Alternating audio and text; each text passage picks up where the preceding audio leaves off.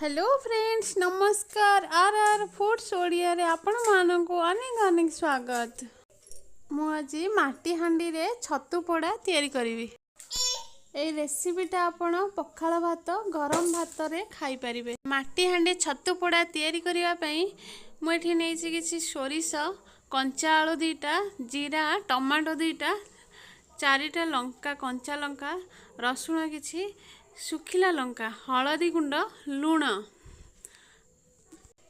प्रथमे gas on करिकी माटी हांडी बसैबा, तेल गरम करवा, सोरिष तेल, तापर आलू को आमे भाजी नहीं जिबा।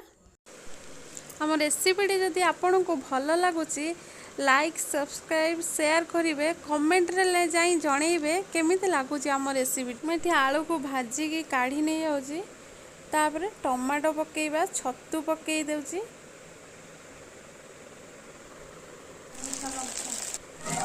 तापर कंचा लंका बटा मसला पकाउची, स्वाद अनुसार लुण आउ हलदी पकेइबा, तापर भजा होइतिबा आलू को पकेई देबा। पकेई साला परे ताको टिके गोळेई देबा। तब किछि समय पई गोळेइबा, टिके कसिबा।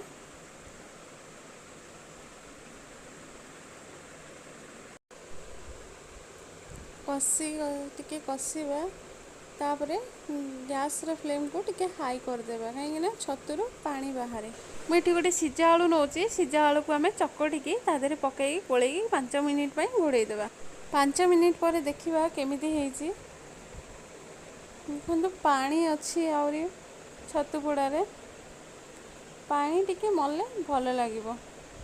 पानी आउ टिके मरिबो, ताको टिके पानी मरिबा पे छाड़ी देबा, खोला रखीदेबा, आउ घोड़ेबानी।